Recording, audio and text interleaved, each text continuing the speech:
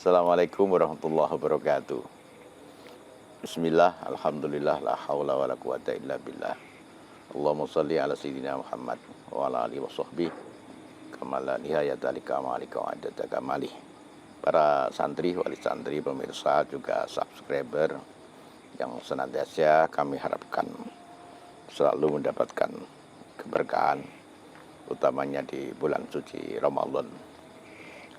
Hari ini, malam hari ini, pesantren modern Al-Amanah mendapatkan anugerah yang luar biasa, kedatangan tamu-tamu istimewa dari Basnas pusat dan daerah juga kabupaten, utamanya yang ada di samping kita,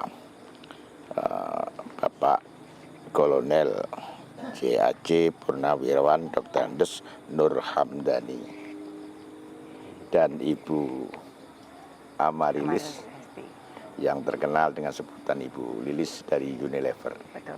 Keduanya adalah orang-orang istimewa yang malam hari ini rasanya menambah keberkahan di pesantren kita. Baik, Pak. Assalamualaikum warahmatullahi wabarakatuh. Waalaikumsalam warahmatullahi wabarakatuh. Perlu kami sampaikan yang mengikuti vlog ini adalah santri, wali santri, juga para peminat pendidikan. Oleh karena itu yang ingin kami coba tanyakan ya hal-hal yang berkisar tentang pendidikan, hal-hal yang berkaitan dengan pengabdian masyarakat dan beberapa hal yang lain. Pertama kepada panjenengan Pak Hamdani, sehat ya? Alhamdulillah. Saya ingin mendapatkan cerita siapa yang memberikan inspirasi kepada panjenengan dari seorang anak yang kemudian menempuh pendidikan dan sekarang kemudian berkarir di dalam bidang militer, kemudian sekarang memimpin Basnas Nasional. Pasti ada yang menginspirasi. Mungkin pembaca, pendengar ingin juga melihat. Ya. Assalamualaikum warahmatullahi wabarakatuh. Waalaikumsalam warahmatullahi wabarakatuh. Pemirsa, sebagai Nurholis Misbah, Iya. Ibu Lilis. Jadi begini Pak, sebetulnya saya itu hanya menjalani takdir sebenarnya ya. Gitu ya. Tetapi ada di balik itu adalah, dan ini yang sangat saya yakini, yang pertama adalah peran orang tua. Terus yang kedua, pendidikan agama. Kalau peran orang tua, saya itu insya Allah sejak kecil sampai kedua orang tua saya meninggal itu tidak pernah membantah perintah. Dari beliau. Sami'na wa ata'na. Itu betul. Bahkan menteladani apa yang dilakukan oleh bapak ibu saya. Bapak Ibu di bidang apa? Bapak saya kebetulan militer juga, tetapi dari Hizbullah. Dari tahun 45 itu ketika bergejolak perang itu, dia dari pesantren Tebuireng juga. Nah, kemudian kalau ibu saya dari Sidoarjo kebetulan juga masih ada keturunan dengan ada pesantren Sidoarjo. Begitu. Nah, kemudian saya sampaikan terkait dengan sekolah agama. Jadi saya itu mulai dari madrasah ibtidaiyah Nahdlatul Ulama di Jalan Kiai Hasan Mukmin Sidoarjo. Yeah. Kemudian MTSNU di Jalan Raden Patah. Sekarang kalau nggak salah, ya dulu mau alimin Pak Mas ya. Kemudian berubah terus Madrasah Alia NU juga demikian. Dan kemudian saya melanjutkan Fakultas Dakwah YN Sunan Ampel Surabaya. Lalu dipanggil masuk TNI. Tidak daftar loh Pak. Dipanggil zaman itu dengan ribuan pemuda yang diseleksi dan akhirnya pada tahun 88 itu 88-89 yang lolos itu 113 orang. Ada cerita menarik boleh sedikit ya. Jadi pada tahun 84 itu ada Radio Raja Wali Surabaya. Sekarang radio ini nggak ada. Membuka pendaftaran, singkat cerita, pendaftaran penyiar. Tapi saya adalah pendaftar terakhir, bahkan sudah ditutup pada hari Sabtu. Saya Senin, kemudian saya Senin baru daftar. Ada kejadian menarik, waktu itu menjelang Ramadan seperti inilah. Itu, radio itu membuat jadwal imsakiyah, gitu ya. Yang maghrib jam berapa dan sebagainya. Nah kebetulan, dengan senangnya ini tukang sablon, waktu itu harus disablon itu. Katakan ini baik ya, oh bagus. Terus saya dipanggil sama yang punya, yang sama bosnya.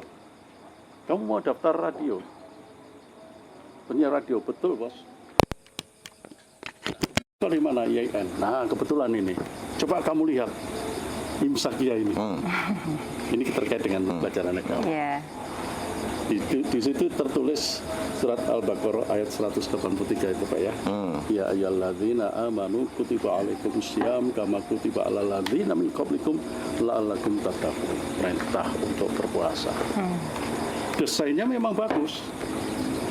Tapi kemudian ada saya lihat di belakang kata amanu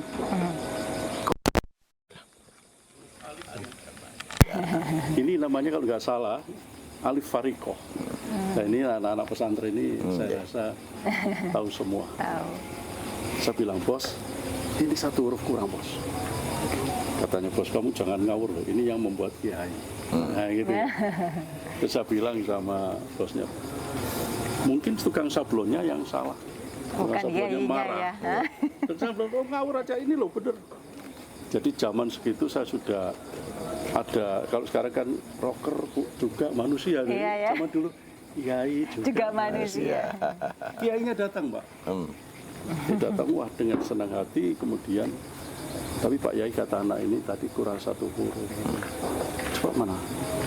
Ngapunten Kiai, mohon maaf Kiai, alif ini kata Kiai itu astagfirullahaladzim. Betul dia bos. Langsung bosnya, kamu mau jadi penyiar? Bagian TU-nya dipanggil. Berapa yang daftar jadi penyiar? 400 sekian. Udah ini saja ya jadi penyiar. Jadi pengetahuan Pak Kiai ya, pengetahuan agama, sekolah agama itu kita harus betul-betul bersyukur. Gitu ya. Sebab apa?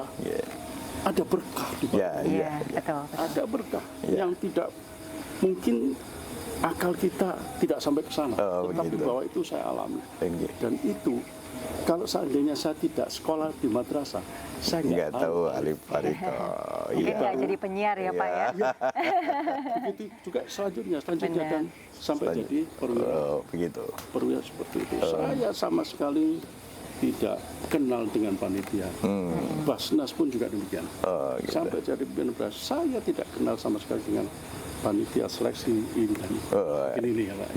Gimana kalau Bu Lilis? Tentu tidak semua perempuan berhasil seperti panjenengan apalagi di Unilever, tentu tingkat kompetisinya luar biasa. Hanya orang-orang perempuan-perempuan istimewa yang ada di sana, apalagi kemudian jadi pimpinan di sana. Gimana ceritanya? Pasti menarik ini. Ceritanya mungkin ya sama seperti Pak Dhani tadi ya, takdir Pak. Jadi memang selesai kuliah, terus saya memang... Kuliah di mana Ibu? Saya kuliah di Bandung. Oh di Bandung.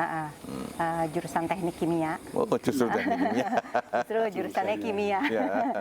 Tapi terus kemudian saya pikir saya mau bekerja karena saya pengen mencari pengalaman gitu ya. Nah Unilever ini juga termasuk salah satu perusahaan yang banyak banget pelamarnya Pak. Jadi saya melamar nggak dipanggil-panggil. Ya saya lamar lagi. Masukin surat ya Pak ya. Akhirnya beberapa bulan kemudian dipanggil. Nah, cuman proses di Unilever itu juga cukup lama ya, karena seleksi dan sebagainya. Jadi ada grup diskusi, ada problem solving, ada segala macam. Sehingga akhirnya ya udah sembari menunggu gitu ya. Saya juga bekerja sembari di tempat lain. Waktu itu karena bidang kerja saya adalah teknik kimia, saya bekerja di pharmaceutical company. nggak lama terus kemudian dipanggil Unilever, terus kemudian ya akhirnya saya melewati proses seleksi, terus kemudian lolos gitu. Wah, terus terang saya senang sekali tuh waktu masuk ke Unilever karena brand-brandnya itu sudah sangat dekat ya sama kehidupan sehari-hari orang Indonesia gitu. Jadi dari sangat familiar, dari bangun pagi sampai tidur lagi itu segala Selalu macam Pak. berkait dengan Iya. produk Unilever ya. Bangun pagi kita sikat gigi pakai Pepsodent, terus kemudian kita mandi pakai Lifebuoy, masak pakai Royco, pakai Bango, sampai tidur lagi ya Pak ya. Jadi udah dekat gitu. Jadi saya ngerasa wah, saya pengen belajar banyak gitu. Nah, ya kemudian setelah saya masuk Unilever tuh 22 tahun yang lalu, Pak. Jadi sudah cukup lama. Terus saya pikir, wah memang ini tempat yang kayaknya saya bisa menimba ilmu banyak. Terus saya juga berpikir bahwa saya mau berkarir di sini. Jadi ini lebih kepada kalau kita punya impian. Sudah berapa tahun kira-kira di Unilever? 22, Pak. Subhanallah. Kalau kita punya impian, kita harus berusaha ya. Betul. Tentunya kita hanya bisa berusaha, Allah yang bisa menentukan. Tapi kita iniin dulu gitu, kita usahakan dulu gitu. Nah, ya sudah. Terus kalau sudah segitu ya kita lanjutkanlah perjuangan gitu ya sampai sekarang gitu, Pak. Jadi kenapa saya bisa duduk di sini, misalnya jadi pimpinan di Unilever itu juga menurut saya ya berkah dari Allah juga. Gitu ya, karena kan ya apapun yang kita lakukan kita hanya bisa berusaha, Pak. Oh ya, para santri, wali santri pemirsa, kita mendengar orang-orang istimewa dan semuanya mengakui tentang pentingnya agama, juga mengakui tentang berkah. Berkah. Banyak anak sekarang sudah nggak patek percaya dengan berkah itu. Ada yang menarik Pak Haji. Jadi ya mudah-mudahan ini bukan riak ya. Yeah. Tapi untuk menyemangati adik-adik santri semua. Sekarang ini orang pergi haji itu kan antriannya panjang. Betul. Saya alhamdulillah 8 kali saya pergi haji, yang 7 kali itu gratis. Wah, Wallahu a'lam bishawab. betul. Oh, begitu ya. Iya. Kenapa? Kadang-kadang begini. Saya habis khutbah gitu ya, tentu ilmu saya jauh dari anak-anak yang pesantren. Yeah. Saya itu kan nggak pernah di pesantren tapi sekolah agama. Begitu pulang setelah khutbah ada yang nanya, Pak Ustadz, tahun ini nggak kemana-mana, ada apa Pak? Pergi haji bawa jamaah saya. Ada saja. Ada yang kemudian tiba-tiba pokoknya semuanya di luar Nalar ya Pak ya. Yang saya mengeluarkan biaya dengan istri itu 1 kali haji reguler. Dan lain haji plus semua, dan itu diajak orang, wallahu alam, yang jelas banyak orang-orang yang melebihi kemampuan dari diri kita, tetapi yaitu tadi mungkin sekolah agama itu karena memang tempatnya kiai penuh barokah, dan ini harus diyakini. Saya ngalami sendiri. Begitu ya. Masya Allah. Kalau Bu Lilis ada pengalaman-pengalaman yang di luar nalar dalam perkembangan perjalanan? Wah, banyak Pak. Di antaranya, Pak. Ya, salah satunya yang tadi saya cerita mengenai bekerja di Unilever gitu ya. Jadi ada suatu ketika pada saat tahapan seleksi itu juga kita lagi grup diskusi gitu ya, terus kemudian saya ngeblank Pak, nggak tahu nih nggak tahu mesti jawab apa, padahal kan kompetisinya berat sekali ya, untuk bisa masuk gitu. Ya cuman yang saya bisa lakukan ya saya berdoa, ya kalau memang ini jalan saya, ya biarkan saya bisa melalui ini gitu. Alhamdulillah saat itu Pak, tiba-tiba saya diberikan keberanian dan pencerahan harus ngomong apa Pak. Saya terus terang itu sesuatu yang saya sampai sekarang nggak habis pikir. Itu kayak yang dari semacam yang ilham gitu ya. Semacam ilham Pak. Jadi saya pede aja gitu jadinya gitu. Nah kebetulan akhirnya itu jadi berbuah baik ya. Ternyata terus kemudian saya menemukan suami saya juga di Unilever gitu ya. Terus kemudian juga ya sampai sekarang anak saya 2 gitu ya. Kayaknya kalau pada saat itu saya nggak masuk Unilever misalnya ya, atau tidak ditunjukkan gitu ya, memang diberikan berkah ke arah sana gitu ya. Ya mungkin saya nggak ketemu suami saya, nggak ada anak saya gitu. Jadi memang ya memang sudah ada garis, sudah ada, seakan-akan sudah ada desain ya. Betul, betul Pak gitu. Memang nggak habis, nggak masuk di nalar seperti kata Mbak Dani. Tapi ya memang nyatanya itu tuh, seperti nyatanya itu. seperti itu. Iya. Kalau saya yakin sekali Pak, satu yang dikatakan oleh Allah, innama amruhu idza arada syai'an Yaqulu lahu kun fayakun. harus yakin. Nggih. Terus yang kedua, kalau saya senantiasa husnudzon. Ketika menghadapi kesulitan, innamal usri yusra itu betul. Ketika menghadapi kesulitan, saya tidak terlalu bersedih kemudian apalagi stres, enggak. Saya selalu berhusnudzon. Kira-kira akan diberikan oleh Allah apa saya? Kok hari ini ada kesulitan? Dan itu selalu diikuti memang dengan sesuatu yang tidak kita duga sebelumnya. Yang jelas itu selalu saja menjadikan diri saya semakin percaya dengan apa yang disampaikan oleh Allah. Oh gitu. Pertanyaan selanjutnya yang karena dibatasi waktu. Nah, apa namanya tentang Basnas? Gimana sih Basnas itu? Untuk apa dan sekarang sedang mengerjakan apa yang spesifiknya? Ya. Jadi Basnas itu di dalam Undang-Undang Nomor 23 tahun 2011 merupakan lembaga pemerintah non struktural. Jadi ini amil negara Gitu. yang bertugas untuk mengelola zakat, mulai dari merencanakan, kemudian bagaimana mengumpulkan, bagaimana menyalurkan, kemudian juga bagaimana melaporkan. Nah ini jadi memang ini sudah diberikan tugas oleh negara. Sudah didesain oleh negara. Didesain oleh negara seperti itu. Jadi para pimpinan dan amil Basnas itu memiliki tugas itu tadi, mulai dari rencanakan, termasuk juga mengingatkan para muzaki. Selalu mengingatkan bahwa Anda sudah wajib zakat dan lain sebagainya. Kami terus bekerja 1 kali 24 jam, bahkan juga mungkin 25 jam. Karena kadang-kala Sabtu Harus masuk kantor. Ahad ya itu harus masuk kantor karena apa yang dilakukan oleh Basnas itu mulai dari perencanaan, kemudian juga pendataan muzaki, pendataan mustahik, ada kejadian-kejadian yang mendadak seperti kegentingan dan lain sebagainya. Itu Basnas terus, dan kami menyarankan kepada para asnaf itu. Jadi untuk lebih efektif dan efisien, itu lebih efektif, efisien supaya zakat ini betul-betul Dirasakan manfaatnya. Gitu. dirasakan manfaatnya. Visinya Pak, visinya Basnas menjadi lembaga dalam mensejahterakan umat. Oh begitu. Bu Lilis, di Unilever kok ada CSR? CSR itu kalau nggak salah Corporate Social Responsibility. Betul. Sebuah aktivitas yang non keuntungan, non profit. Itu pertimbangannya apa toh? Kok berani biasanya kalau perusahaan itu kan hitung-hitungan. Nek ngetoni sama ini kudu keluar, kudu masuk sekian. Tapi kan ini CSR ini kan non profit. Gimana ini pertimbangannya?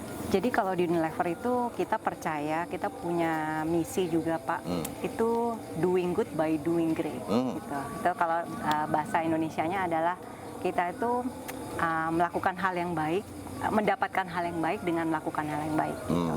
Jadi kalau mungkin di perusahaan-perusahaan lain kayak namanya CSR itu ada badan tersendiri gitu ya, yang mengelola sebagian budget gitu untuk melakukan CSR. Kalau di Unilever itu CSR itu menjadi CSR atau kita namanya purpose ya dari sebuah merek gitu. Itu bagian yang integral atau bagian yang menyatu gitu dengan brand tersebut. Gitu. Jadi misalnya brand Royco itu Royco bisa berdiri seperti sekarang itu karena Royco itu punya purpose. Kita itu ingin memberikan edukasi dan memberikan sesuatu yang baik buat masyarakat Indonesia.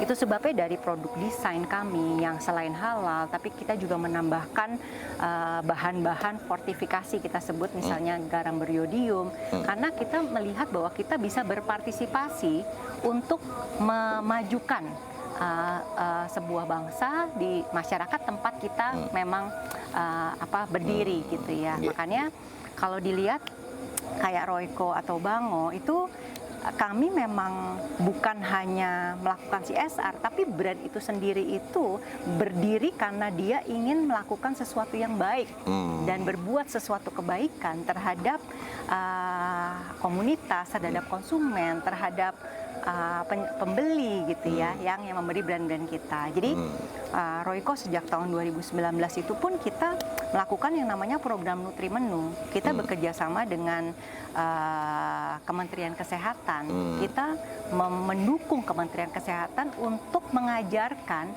bagaimana masyarakat itu bisa mengerti mengenai gizi yang seimbang gitu. Kadang-kadang ini bukan hanya terjadi pemahaman mengenai gizi seimbang itu bukan hanya tidak diketahui oleh masyarakat tingkat bawah misalnya, tapi juga sebenarnya semua elemen masyarakat kadang-kadang tidak mempunyai pengetahuan yang cukup gitu, bahwa misalnya panduan isi piringku gitu ya, di dalam isi piringku itu nggak cuma nasi doang loh Pak. Jadi memang harus imbang, nasinya berapa porsinya, lauknya berapa, sayurnya berapa, buahnya berapa. Nah itu yang membuat masyarakat kita menjadi lebih sehat, di mana kita juga ingin mengurangi angka stunting gitu. Jadi memang di balik kegiatan-kegiatan dari merek kita memang punya visi misi yang bagaimana caranya kita bisa berkontribusi kembali gitu kepada masyarakat sekitar gitu. Pertanyaan terakhir ini Pak Hamtin, gimana ini ceritanya asbabul wurudnya kok bisa kerja bareng gitu? Basnas sama Unilever khususnya Royco program yang sama. Oh gitu ya. Program sosial. Nah kebetulan Basnas ini kan ada 3 fungsi yang sekaligus dilakukan Basnas ya Pak ya. Fungsi keuangan, karena kita mengelola keuangan masyarakat. Amil zakat ya Pak. Kemudian fungsi keagamaan, karena ini dalam rangka menegakkan rukun Islam. Sekarang ini kan orang lebih banyak mengejar haji walaupun berpuluh-puluh tahun. Betul. Tapi yang di depan mata, zakat kadangkala kurang begitu menarik. Betul. Haji berkali-kali, zakatnya enggak. Betul. Terus yang ketiga adalah fungsi sosial terkait dengan kondisi mustahik, kondisi masyarakat kita. Nah ini kita nyambungnya dengan di sebagian itu dari Bango dan Royco itu diantaranya kita punya program, punya visi yang sama. Jadi akhirnya bisa ketemu. Jadi pernikahan program. Dan ini mulai tahun 2018. Oh luar udah biasa. lama ya. Sudah 6 tahun ya. Betul Pak. Semoga Dan selama bisa sekian terus. tahun ini baik semua ya. Baik semua. Alhamdulillah. Waktu COVID Pak, waduh itu luar biasa. Begitu ya. Iya. Jadi para santri pemirsa juga subscribe. Demikian bincang-bincang kita dengan orang-orang luar biasa, dan dalam perbincangan yang sangat singkat ini kita mendapatkan pelajaran yang luar biasa. Moga-moga kita bisa mengambil hikmah dan pelajaran dari beliau berdua, baik cerita pribadinya maupun aktivitas yang berkaitan dengan perkembangan karirnya. Terima kasih kepada panjenengan berdua berkenan tahu di tempat kita yang sederhana dan sekaligus mohon maaf. Luar biasa. Mohon maaf kalau kami di dalam hormatku ada yang kurang. Saya harapkan ini bukan kerawan yang pertama, juga yang jangan yang terakhir. Kapan-kapan dia ada kesempatan narak lagi ke sini. Betul. Terima kasih atas perhatiannya. Akhiran Allahumma fiqillah. Assalamualaikum warahmatullahi wabarakatuh. Waalaikumsalam. Waalaikumsalam warahmatullahi wabarakatuh.